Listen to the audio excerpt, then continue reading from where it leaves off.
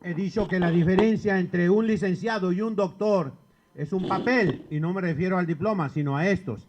Hoy voy a hacer la de licenciado nada más, dejando el doctorado a un lado, porque el tema que he escogido es el amor y la fidelidad a la iglesia a la luz de una figura sacerdotal nuestra, el Padre Máximo García Martínez.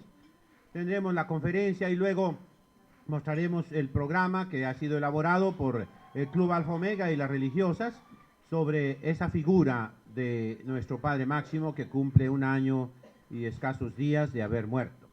La iglesia, ¿qué es la iglesia? Es la obra de Jesucristo Dios. Nace de la costilla como Eva de la de Adán. Así en el Calvario, por esa lanza de Longinos, salió sangre y agua como en el parto, así nacimos nosotros y así nace la Santa Madre Iglesia. Y es una sociedad jerárquica, tiene obispos y el Papa, con una sencillez de administración que cualquier empresa humana la ha tenido que copiar. En los libros de administración de personal, si ustedes ven en los buenos libros, ahí traen en notas cómo esta disciplina, la administración de personal, se inspira en dos grandes instituciones antiguas, el ejército romano y la iglesia romana, que son ejemplos de los niveles más sencillos de organización. El Papa, los obispos, los sacerdotes, y basta. Todo lo demás que llamamos jerarquía honorífica no vale. El ser monseñor es de honor nada más. Yo no mando. El ser cardenal también es un título honorífico. Protonotario apostólico, prelado de honor de su santidad, capellán del Papa, obispos titulares, son simplemente premios para el trabajo, la dedicación de algún sacerdote que se ha distinguido por su actividad. Como premio también, después de muchos años de trabajo, se les da. Algunos nos hicieron ya más jóvenes, ¿verdad? Sabrá Dios cuántas veces se habrán arrepentido, pero pues me hicieron monseñor, ¿verdad? Muy joven, ya tengo muchos años, casi 25 años de monseñor. De todas maneras, les digo, no tiene potestad jurisdiccional. Son como adornos nada más y premios y alicientes para trabajar más. El verdadero mando está únicamente en el Papa, en los obispos y en los párrocos. Punto final. Si yo tengo potestad de casar en mi territorio, no es porque sea monseñor, sino porque soy párroco. Entonces, en la práctica vale más ser párroco que ser monseñor. Y esa es una sencillez muy bonita que hizo Jesucristo. Se nos dice que la iglesia es monárquica. Es el Papa el que manda. No es democrática, no señor. De manera que ustedes no pueden votar ni para elegir a un sacerdote, ni tampoco para elegir un obispo, ni tampoco para cambiar las leyes. Vamos a hacer en la iglesia una cámara de diputados en que estén todos, representados. No, señor. Es la voluntad de Jesucristo. Me tomé el jugo muy de sopetón, perdónenme. Es que me tomé la pildorita y se me quiso atorar. Entonces, por eso, cuidado, perdónenme, ¿no? Entonces, ¿qué es la monarquía en la iglesia? Monos significa único. Arge significa potestad. Solamente el Papa es el que manda. Los cardenales sin el Papa no mandan. Ellos existen única y exclusivamente para elegir al nuevo Papa y ser sus consejeros obligados, innatos, pero no tienen esa potestad. El fin de la iglesia es salvar a los hombres y propagar, defender, explicar la doctrina de Jesucristo. Ese es el depósito de la fe. Lo que Cristo enseñó a los apóstoles en la tradición eclesiástica lo custodia y lo defiende la Santa Madre Iglesia. Y en ese depósito está también la ley natural, la ley de la razón. La Iglesia es custodia de la razón humana, del sentido común. Está obligada a hacer pensar a la humanidad. Eso lo veremos más adelantito. Y por último, ¿cuáles son los miembros? Todos los que son bautizados. Buenos y malos, santos y pecadores. pero son miembros de la iglesia únicamente los que están bautizados, aunque sea con bautismo de deseo o bautismo de sangre, que ya sabemos, una persona que muere por la iglesia, que muere por Jesucristo, aunque no esté bautizada, como los niños inocentes, pertenecen a la iglesia, y los decimos que son santos, ¿verdad? La iglesia, pues, esa es su naturaleza, fundada por Jesucristo, jerárquica, monárquica, para la salvación de los hombres y custodiar el mensaje de Cristo, y abarca a los bautizados. ¿Qué pasa con uno que no está de acuerdo con la iglesia? Por el mismo hecho de no estar de acuerdo, se vuelve protestante. ¿Qué es protestante? El que protesta. No estoy de acuerdo. Pues por eso mismo ya no estás en la iglesia. Solito te sacas, ¿verdad? Ahora se dicen cristianos. Cristianos somos nosotros, ¿verdad? Ellos son cristianos si están bautizados. Si no están bautizados, están desobedeciendo. De manera que el no bautizar a los niños que hacen las sectas protestantes, pues es precisamente separarse de la iglesia de Jesucristo. Jesucristo ordena a toda criatura que sea bautizada para que se salve. Bueno, esto tiene sus matices, lógicamente. Vamos a ver las propiedades de la iglesia. Es sobrenatural, es divina, pero también es humana. De manera que ahí tenemos esa tensión en esos dos polos, ¿verdad? Cuando vemos que un sacerdote se porta mal, o que una monjita, aquí están muchas monjitas, ¿verdad? Muy lindas, pero una monjita nos cae gorda, con razón. ¿Por qué? Pues es dinerera, o es molona, o es latosa, o siempre anda fea y mala, y esto y lo otro. Ay, Dios mío, ¿eh? Pues decimos, es humana la iglesia, ¿sí?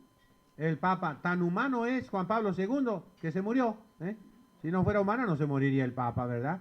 Y mucho menos el Padre Máximo ni los sacerdotes.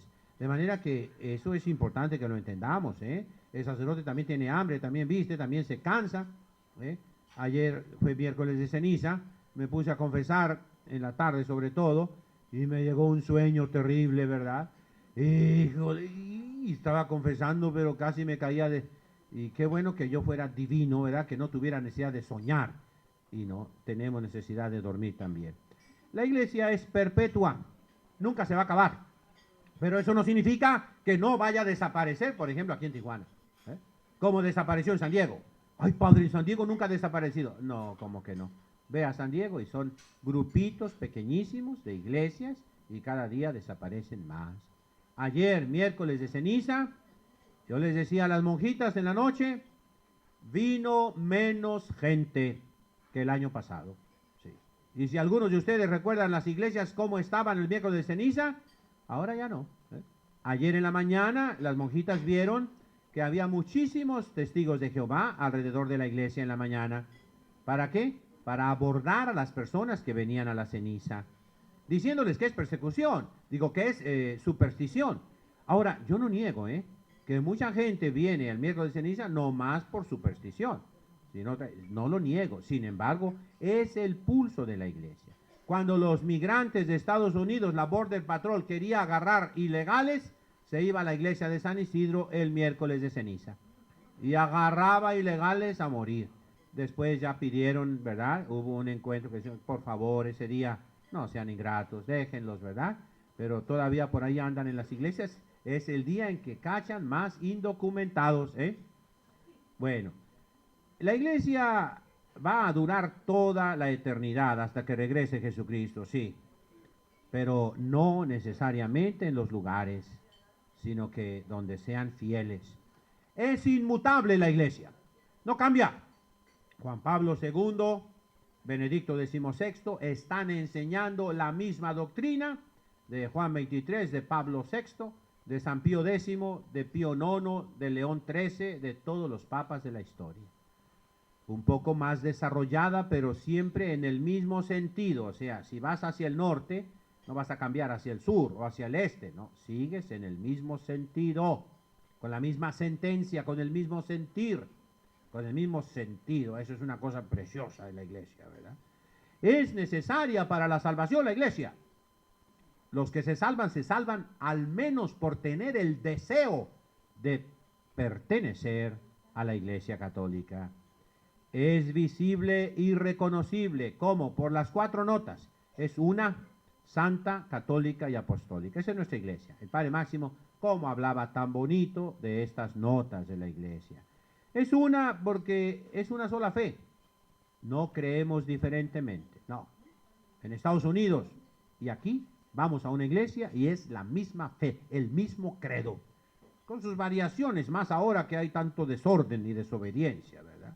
Es el mismo gobierno, un solo gobierno, y es la comunión. No está dividida. La iglesia es santa porque produce santos. Santa Teresita del Niño Jesús, Madre Teresa de Calcuta, los mártires mexicanos, San Juan Bosco. ¿Cuántos y cuántas personas santas que no están canonizados, que viven en el mundo calladamente, personas buenas, personas generosas, personas sacrificadas en el anonimato, y así quiere Dios. Hay más buenos que malos, de lo contrario ya Dios hubiera destruido al mundo. Hay más buenos que malos.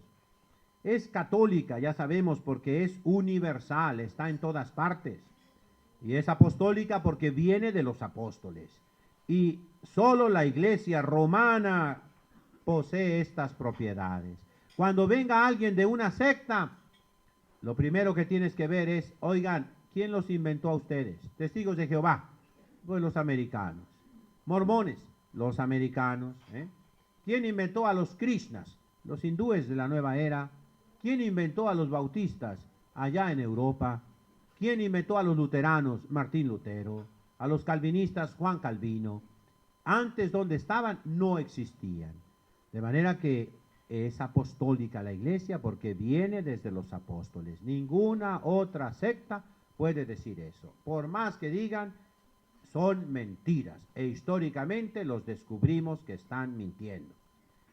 Bueno, ¿cuáles son los poderes de la iglesia? Tiene primero el poder de enseñar y segundo tiene el poder de gobernar. ¿Cómo enseña la iglesia? Custodiando el mensaje, y Dios le dio su espíritu. Jesucristo la dotó del Espíritu Santo el día de Pentecostés para que no se equivoque. El sujeto de esta potestad magisterial ya sabemos que es el Papa. El Papa, los concilios unidos con el Papa y los obispos si están en comunión con el Papa. Los sacerdotes no. Fíjense bien, la iglesia docente es la que enseña y son los obispos y el Papa. Los doctores en teología, como yo, nos asemejamos a los obispos. De hecho, un doctor podía tener anillo. Yo podría traer un anillo como el de los obispos, pero no lo traigo por no dar mal ejemplo a los demás sacerdotes, y porque no lo tengo tampoco, pero aunque tuviera, ¿verdad? Hay una ceremonia cuando me hicieron doctor, ¿verdad? Y yo les dije, no, no quiero, pero esa ceremonia le ponían a uno un anillo, ¿verdad? Como el de los obispos. Y el sacerdote debe predicar parado, siempre, a menos que esté viejecito, ¿verdad? Los doctores podemos predicar sentados.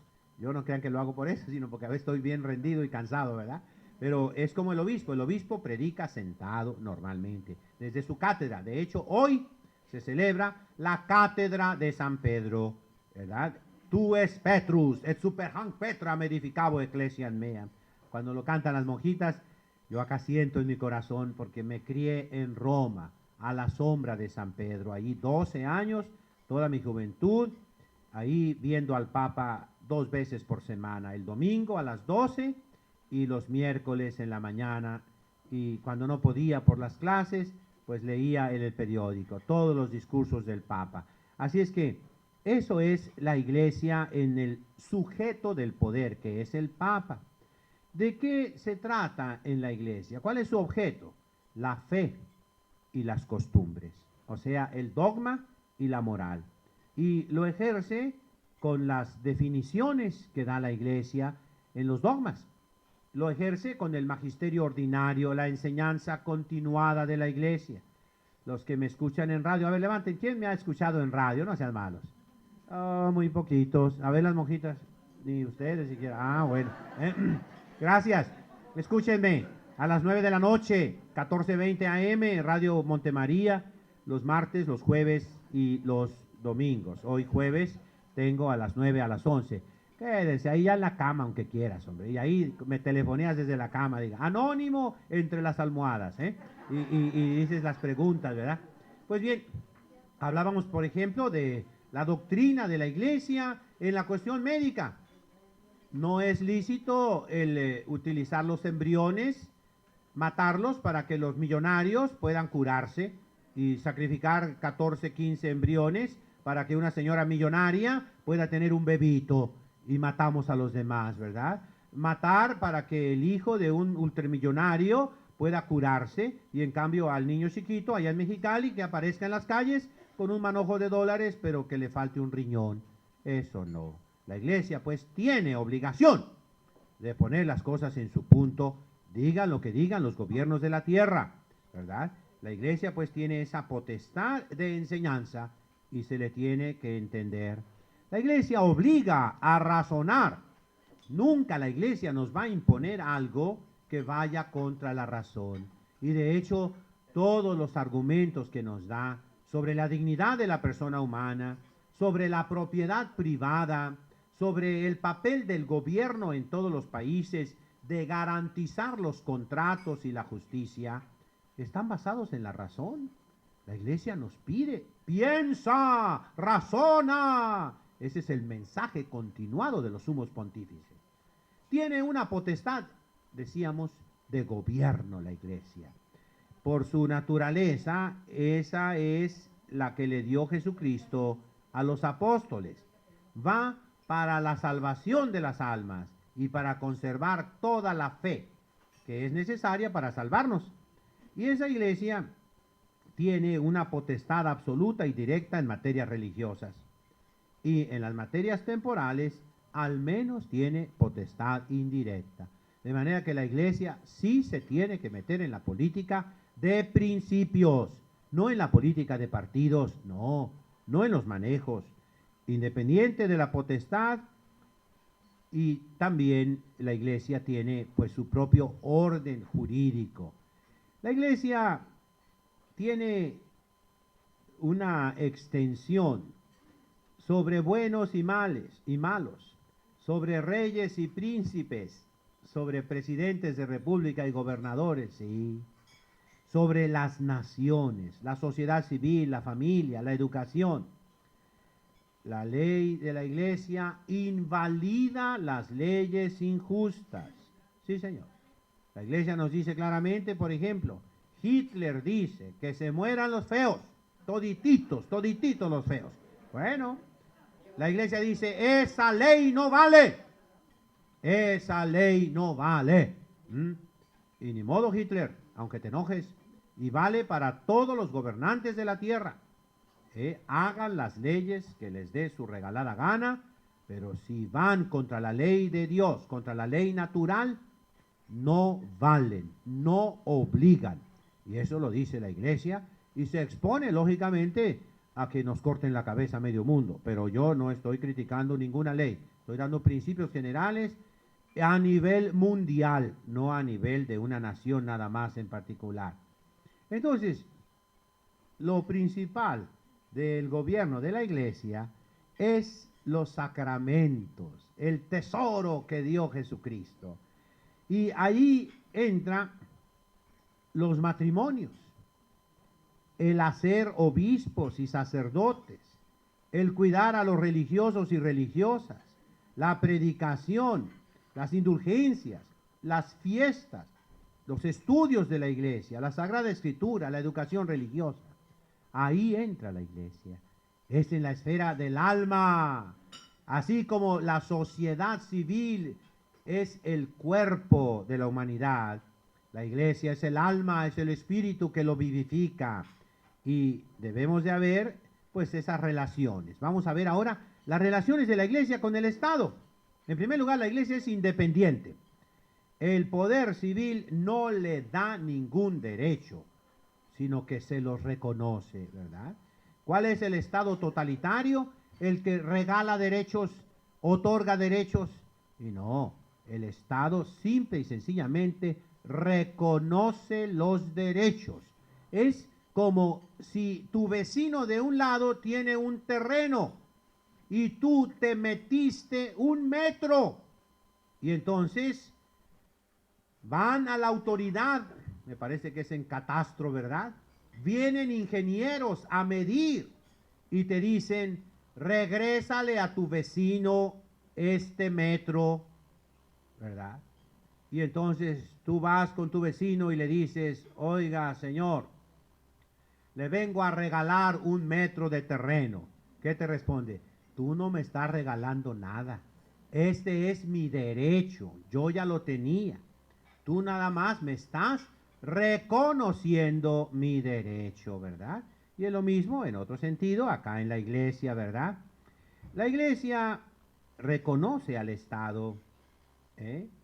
Y no se opone al bien temporal ni al progreso, pero el Estado no es fuente de esos derechos, no. El Estado no puede ser gobernado independientemente de la religión, y esta religión es la única verdadera, la católica. El Estado tiene que reconocer que el hombre lleva una dimensión espiritual. El hombre no es una máquina, el hombre no es un animal, y el Estado no lo puede tratar como animal. Debe ser la única religión del Estado. No debe haber, óiganlo bien, fíjense, separación entre la iglesia y el Estado, sino una concordia, un acuerdo, un vivir juntos, porque no es natural separar la dimensión social, civil, estatal de la dimensión religiosa. Soy católico dentro de mi casa nada más, saliendo ya no soy católico, no. Tú lo traes pegado, traes la marca en la frente como la ceniza de ayer, ¿eh? Levante la mano. No, pero yo vi unos cenizazos así, yo también le di a una monjita, se me pasó la mano y le puse, vámonos ahí, se fue a los tribunales, está haciendo su servicio social y pues se fue con esa marcota gigantesca, ¿verdad? Después me remordió porque en la tarde todavía la traía ahí, ¿verdad? Bueno, así estamos marcados. Somos cristianos en cualquier parte, seas gobernante o no. Eres cristiano en todas partes. De manera que debe haber una colaboración, ¿eh? Cuando hay discrepancia de leyes, hay que obedecer a la iglesia y no al Estado. ¿Oyeron bien? Esto vale para cualquier país del mundo en cualquier época. El Estado no tiene poder alguno negativo, indirecto en las cosas sagradas, no. El Estado no se puede decir cuántas velas prendas para la misa y cuántas velas para el rosario. Eso no es cosa del Estado, no, señor. El derecho prevalente en caso de conflicto no es derecho del Estado, sino de la Iglesia. El Estado no puede proclamar la libertad de conciencia, fíjense bien. El Estado no se debe meter diciéndoles, tú puedes creer lo que te dé la gana, tú eres satánico, muy bien, tú eres de otra religión, muy bien, tú acabas de inventar la Santa Muerte, muy bien. No, el Estado no tiene potestad, no es su materia, no le toca a él, no pertenece al César, sino a Dios. De manera que no puede tampoco proclamar la libertad de cultos en este sentido, de que cualquiera puede tener la religión que le dé la gana. No, debe tolerar para evitar un mayor mal, pero no es materia del Estado. Fíjense que aquí en muchísimos países estamos tan habituados por 200 años de persecución a decir, pues sí, eso es del Estado, ¿verdad? ¿Cuántas personas me decían a mí, padre, no traiga sotana en la calle? No, padre, no se ponga la sotana. Sí, fui a la calle 8 hace muchos años cuando no se permitía y yo traía la sotana puesta, ¿verdad? Y ahí luego salió un licenciado que me quiso decir, quítese eso, dígame dónde está escrito. Gracias a Dios era ignorante. Y eso pues lo di una revolcada al pobrecito, ¿verdad? No me pudo convencer. Dígame y me la quito, le dije así. Dígame dónde está escrito y me la quito. No me digo, pues no me la quité, ¿verdad? Pero de todos modos yo temblaba, ¿eh? No crean, por dentro estaba yo, ¿eh? Pero tantas cosas ha habido, ¿verdad? Yo lo único que les digo es esto, ¿no? Que la Iglesia Católica tiene la autoridad de Jesucristo y no es lícito para ninguna persona creer lo que le dé la gana. No, señor. Hay obligación de creer lo que Jesucristo nos enseñó. El error no tiene derechos. Si una persona dice 2 por 2 son 5 y lo proclama, no tienes derecho de proclamarlo, hijo. Que tú lo creas, te tolero. Te respeto si quieres, a ti, pero no lo puedes imponer a otros. No, señor. porque es un error. 2 por 2 son 4, no son 5. Y así, el Estado no puede sustituir la verdadera noción de derecho por la fuerza de un hecho consumado. Por ejemplo, que se roben las escuelas, que se roben las iglesias, y decir, pues ahora tienen que reconocerlo, ya no la robamos, ¿no? Ahí está la Colonia Libertad, ¿verdad? La escuela 5 de Mayo, es que se la robaron, pues muy bien. Entonces ya, reconózcanlo, ¿es un derecho del gobierno? No, hijo, no es su derecho, sigue siendo un robo. Los robos se llaman leyes de reforma, así se llama el robo. No es el derecho al respeto ajeno, perdón, el respeto al derecho ajeno, sino todo lo contrario, ¿verdad? Entonces, en ese sentido, los hechos consumados con su fuerza, con su violencia, nunca van a sustituir al derecho. El decirnos que las iglesias son propiedad del Estado, pues es una mentira y es un robo, porque la iglesia ustedes las construyeron y no se la dieron al gobierno, ¿verdad que no? No, jamás, ¿no? Yo donde vivo, la casa donde vivo, la cama donde duermo, es propiedad del Estado mexicano. Los cálices donde celebro son del Estado mexicano, por si no sabían, jurídicamente. Yo debería de hacer un inventario, o yo la señora secretaria, de todo lo que hay. Las plumas que tú usas, hija, la máquina de escribir, son propiedades, bienes nacionales. Esa es la ley, y es la ley, ¿no? Y si yo la criticara en este momento, me cae una multa de 20,000 días de salarios mínimos, ¿verdad? No la paguen, me dejan ahí en la cárcel. A mí no me paguen ninguna multa, Nomás me dan libros y una lamparita, y papel y plumas, ¿no? Entonces, el Estado pues tiene sus límites y la iglesia lo limita. La iglesia tiene esa relación con la razón, con la ciencia, con la investigación. Tiene potestad sobre el pensamiento filosófico. No debe tolerar los errores en filosofía. Los errores contrarios a la fe no son legítimos. No. La iglesia pues obliga a la humanidad al estudio. La iglesia siempre fue la que hizo las escuelas, la que fundó las universidades. Todas las universidades regresan al origen, que es la Santa Madre Iglesia. Y hoy, lo repito, se celebra la cátedra, y eso significa la enseñanza universitaria. Un catedrático, y eso viene ¿de qué? De la iglesia, de las catedrales. De ahí proviene la enseñanza. Todas las ciencias modernas vienen de la iglesia. Fueron los monasterios de donde salió el saber humano, que conservaron la sabiduría de los antiguos de Grecia y de Roma, la sabiduría de Israel, y es la que construyó la civilización.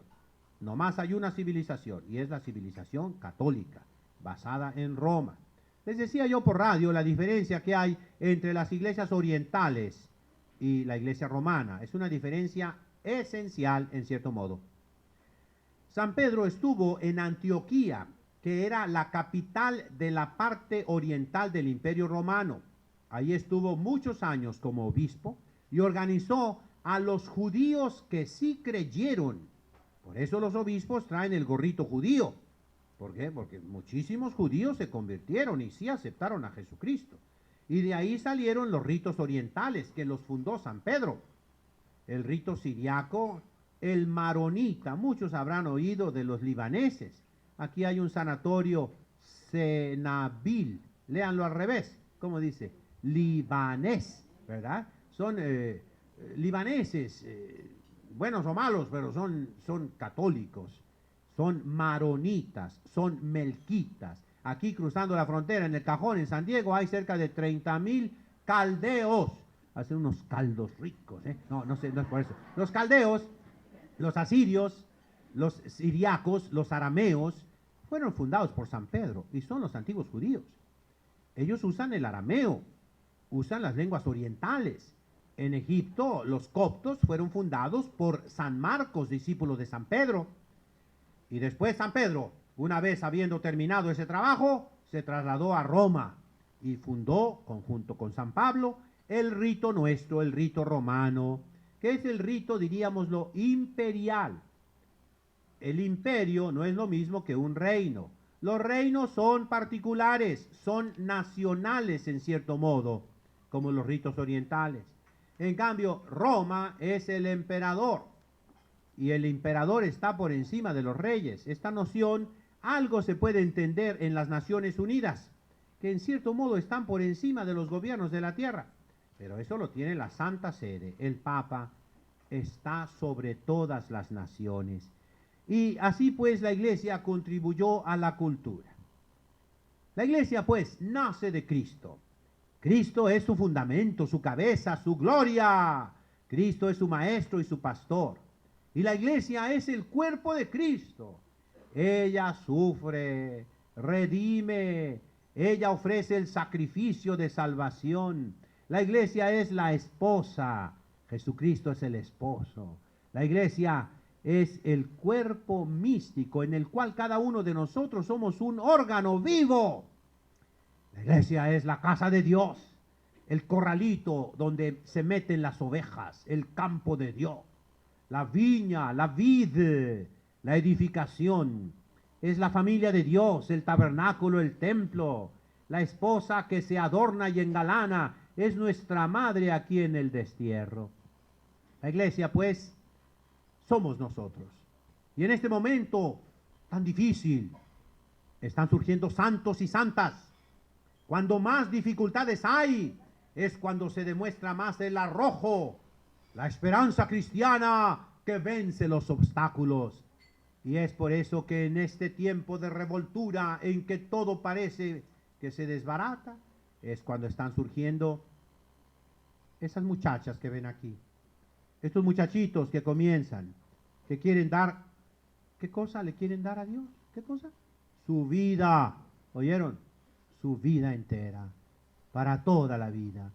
Y es en los momentos de mayor revoltura donde surgen los más grandes santos. Y es este momento que estamos viviendo. Quisiera terminar, para ver ya al Padre Máximo, quisiera terminar con unas pequeñas siglas de los concilios ecuménicos. Estamos comenzando a actuar, nos dice el Papa, finalmente, el Concilio Ecuménico Vaticano II, que es del Espíritu Santo, pero que por la infiltración de los enemigos, óiganlo bien, hasta el nivel de cardenales, de obispos, infiltrados, ya la mayoría se murieron, gracias a Dios.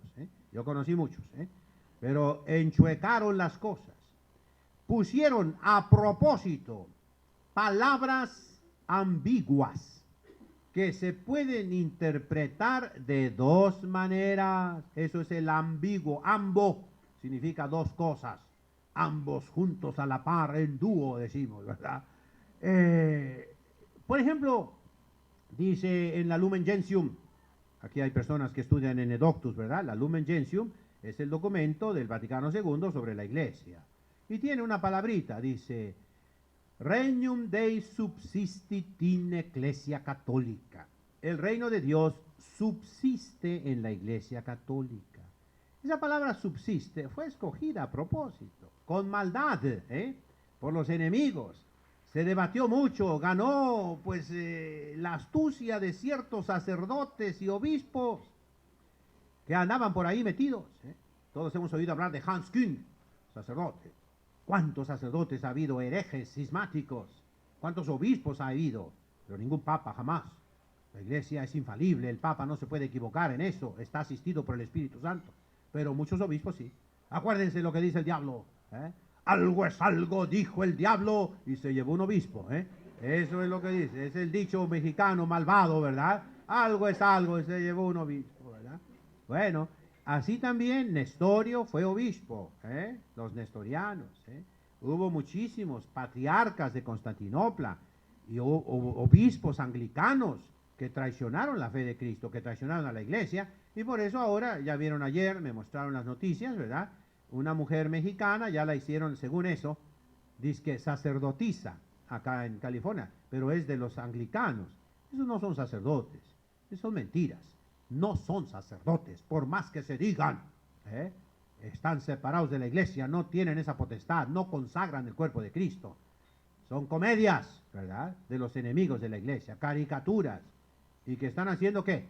Miren, que se regresen a la Iglesia Católica. Miles y miles de anglicanos están regresando a la Iglesia Católica. A veces sacerdotes, dizque sacerdotes anglicanos, con toda su parroquia, se van a la iglesia católica. Pierden el templo, pierden el dinero, todo lo que tenían, pero se hacen católicos, ¿eh? Precisamente por estos disparates de ordenar homosexuales, obispos, obispas, homosexuales, lesbianas. Y ahora una pobre mujer mexicana que fue al otro lado, ahí lo dice, ¿verdad? Madre soltera, con su bebita, se fue, limpiaba casas al otro lado y todo. Pues claro, le lavan el cerebro y encontró todo, ¿verdad? Como les digo yo, católico ignorante, ¿cómo dice? Seguro protestante. A ver otra vez, católico ignorante. Pues sí, dice, encontré la Biblia, ya la teníamos aquí, hijo mío. ¿Eh? Encontré la palabra de Dios, ya la teníamos aquí, hijo mío. Lo que pasa es que eras burro, ignorante, y por eso te fuiste para allá, ¿verdad? No, hijos. Entonces, termino con eso, fíjense bien, ahí va, es un trabalenguas para aprendérselo. Nico, eka, coco, nico, la, lulubico, va, la, triba, va. Son los concilios ecuménicos. Nicea, Constantinopla, Éfeso, Calcedonia, Constantinopla 2, Constantinopla 3, Nicea 2, Constantinopla 4. La son los 4 del Laterano. Lulu, los 2 del Lugdunum, de León, ¿verdad? El de Viena y otro de Constantinopla, de Constanza, perdón. Luego, Basilea, Laterano, Trento, Vaticano y Vaticano. Los concilios ecuménicos es cuando se reúne el Papa con todos los obispos. Tuvimos uno, y fue la gran cosa en las esperanzas, en la realización, el desastre más grande que ha tenido la iglesia, y lo estamos viendo. Pero este Papa, gracias a Dios, ya nos dijo clarito, ustedes no han obedecido al concilio, el concilio no quería eso.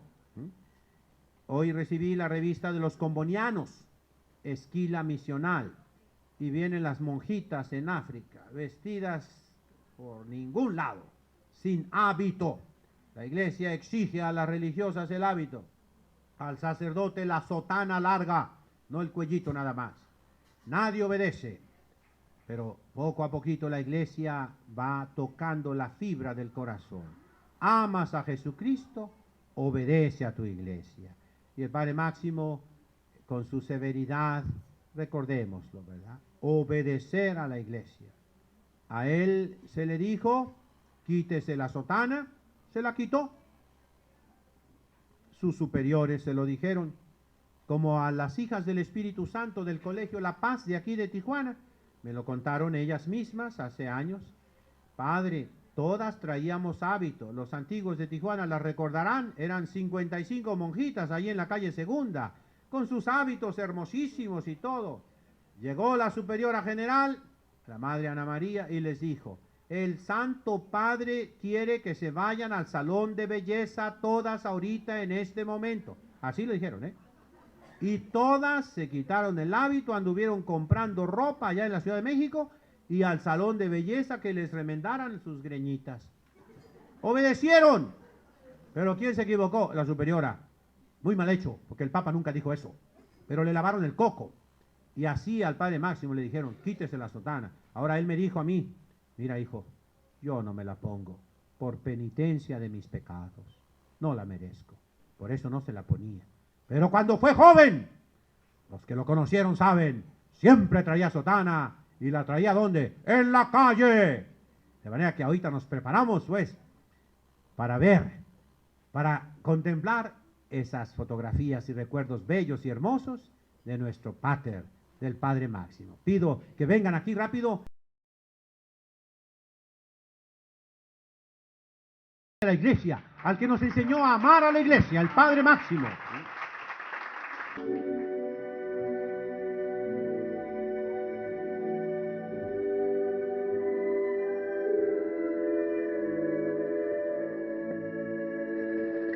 Originario de Orizaba, Veracruz, a los 7 años ingresó como acólito en la parroquia de San Miguel Arcángel de Orizaba, habiendo sido aceptado por el obispo Rafael Guízar Valencia para iniciar su vida de seminarista. En octubre de 1940, el administrador apostólico de la Baja California, Monseñor Felipe Torres Hurtado, pidió el apoyo del arzobispo Pío López de la diócesis de Veracruz de permitir a 3 seminaristas para ayudarlo a la apertura y funcionamiento del seminario misional del Vicario Apostólico de la Baja California. El Padre Máximo fue uno de los 3 voluntarios escogidos.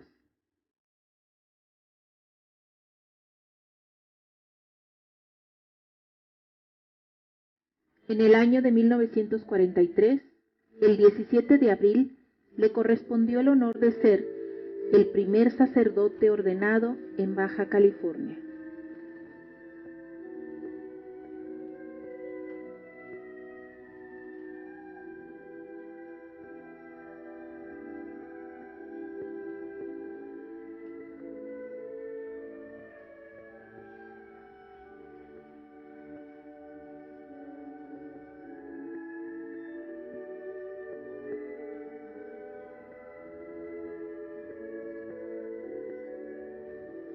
Una vida acompañada de sacerdotes que de algún modo contribuyeron a cimentar la iglesia diocesana y a ser forjadores de más sacerdotes.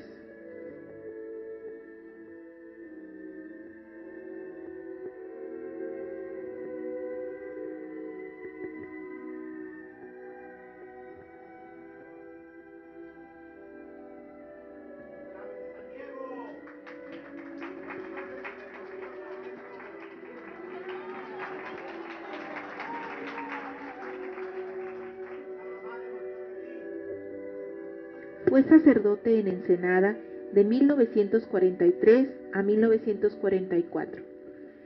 Fue sacerdote en Mexicali de 1944 a 1947.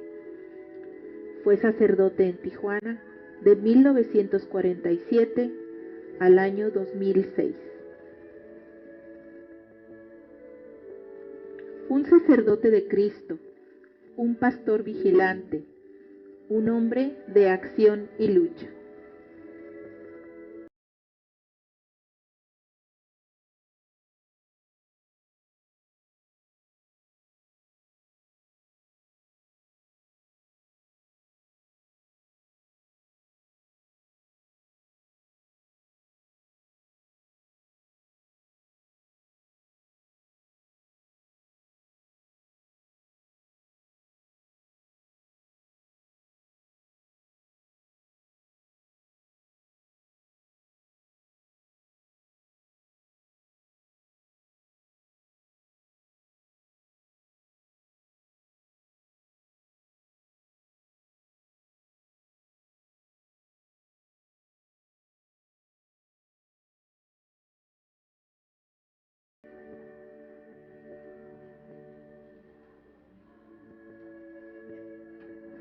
Fue fundador en Tijuana y Mexicali de Front Tenis y Fútbol Soccer, atractivo muy grande para evangelizar jóvenes.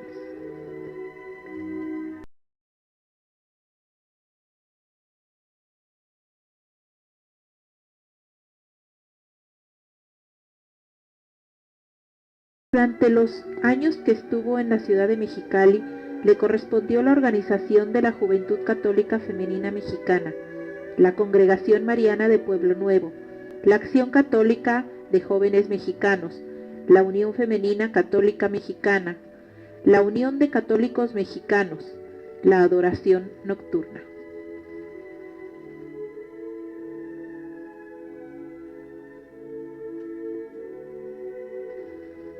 Durante los años que estuvo en la ciudad de Tijuana, organizó la Acción Católica Juvenil Mexicana.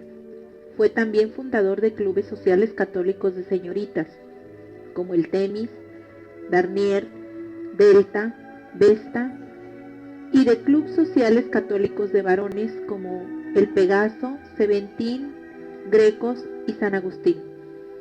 Fundó también el Club de Damas Católicas, el Club de Madres Jóvenes Dependientes de la Acción Católica, el Alfa Omega de Señoras y Señoritas, y fue asistente eclesiástico de los Caballeros de Colón. En San Diego ayudó al obispo auxiliar Gilberto Chávez con la Confederación Guadalupana y fundó el Club Alfa Omega.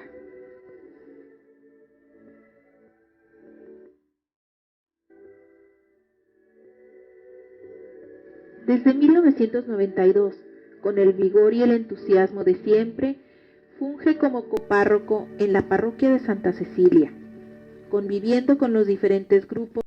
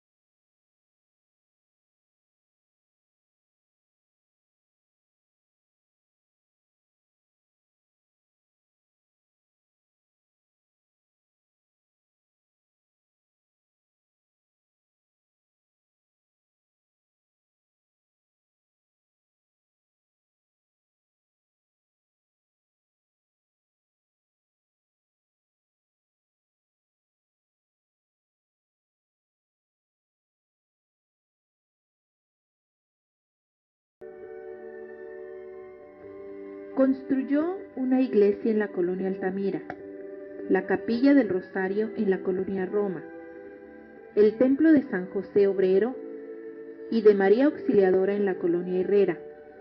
Inició la construcción del templo en la colonia Miramar. En la iglesia de la Inmaculada Concepción construyó la casa cural, las oficinas y los sótanos. Dejó lista la construcción para la ampliación de la iglesia.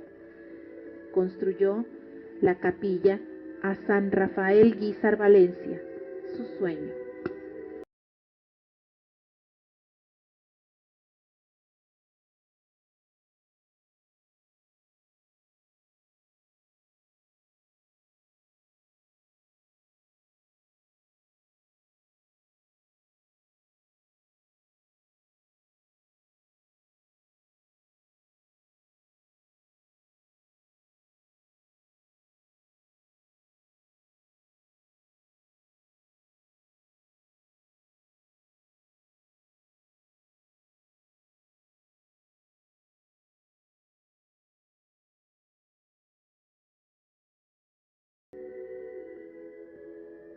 Acompañado de personas de la parroquia, realizó algunos viajes con su singular alegría y sentido del buen.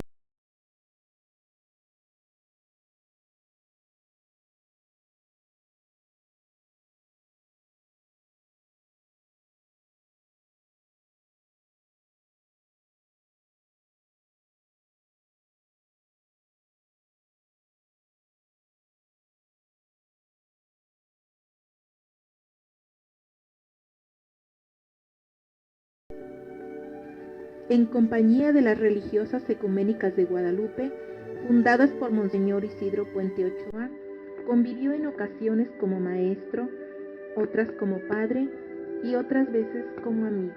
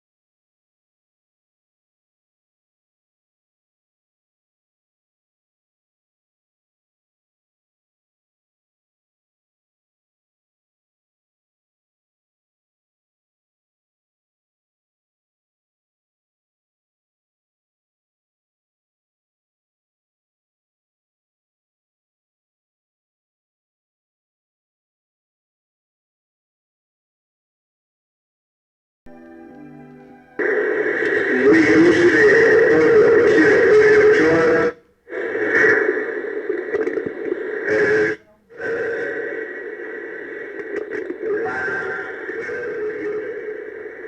buenas tardes, queridos amigos radioescuchas. Siendo sacerdote cristiano católico, tengo que empezar con la misma frase de su santidad Juan Pablo II. Laudetur Jesus Christus, que Cristo sea alabado, a eso digo. De arriba está bien, y si no cumple estos la correcta, para que así se acuerde bien a Cristo, bien a la Iglesia, bien a la María, que Dios bendiga.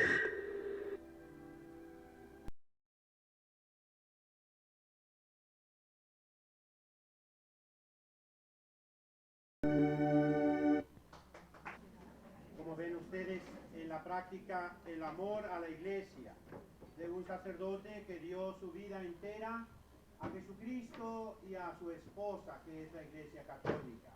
Él es la encarnación de todo lo que acabé de decir. Cuando hablaba yo de esa distinción entre lo que es del César y lo que es de Dios, lo vemos encarnado en un hombre luchador por los derechos de la iglesia, en un hombre que no tuvo miedo nunca de la potestad civil o militar, de un hombre que quiso enseñarnos el camino recto y que pagó caro en su propia vida el haber sido recto. Si él sufrió, se debió, claro está, a su propio carácter, a sus pasiones, nadie lo niega, pero también si examinamos históricamente el porqué de eso, fue una reacción contra el desorden terrible que veía él en la iglesia. En aquellos tiempos de Monseñor Posadas, ya han pasado muchos años, ya han muerto esas personas involucradas, pero nos dejan una vida de penitencia del Padre Máximo, que al final de sus años quiso de verdad sacrificarse y vivir allí en Santa Cecilia, dándome a mí ese ejemplo de un hombre de Dios, de un hombre a carta cabal, de un hombre que quiso remediar, componer, solucionar todos los desórdenes que hubiera habido, tanto en la iglesia como en nuestras propias personas. Hoy pues lo recordamos con mucho cariño, este desayuno, él lo organizó con el grupo Alfa Omega Interparroquial, a quien quiero dar las gracias. Aquí están las damas católicas que fueron su primer grupo y el que ha continuado fiel en medio de miles de luchas. Aquí están de la Acción Católica, levante la mano quienes estuvimos en la Acción Católica, Yo también estuve, ¿verdad? bájenla por favor, que fue su vida. Mexicali y aquí, recordando que la fundó en Baja California el sacerdote que me bautizó a mí. Ya fui a ver su tumba, Monseñor Juan Manuel Jesús Sánchez Ahumada. Y el Padre Máximo siguió ese camino. Los clubes sociales. ¿Quién de ustedes estuvo en algún club social del Padre Máximo? Levanten la mano. Todavía hay tantos, hay jovencitas, por aquí vi a la Chuyita. ¿Dónde está Chuyita? Todavía se me fue. ¿Dónde está? Ah, qué bien. Le damos un aplauso a la Chuyita, que tanto la quería el Padre Máximo, ¿verdad? La beba no está, pero está su mamá, están sus tías, está la señora Ofelia Camarena, están tantas personas, no quiero nombrarlos a todos porque decía a mí, pero cuánto los quiso el Padre Máximo. Yo quiero decirles esto, miren, la iglesia son ustedes, ¿no? Y el Padre Máximo gozaba estando con ustedes. Se hacía para él un instante, me decía, yo decía, Padre, vámonos, ya llevamos 2 horas. Ay, cállate tú, no es nada, hombre. ¿Qué tienes que hacer, hombre? No, espérate, ¿no? Gozaba estando con ustedes. De manera que este ratito en que compartimos su memoria, que sea en amor a la iglesia. Amen la iglesia, quieren la iglesia, porque es Jesucristo. Y si en Él vemos tantas cosas que admirar, ¿qué será en esos niños chiquitos?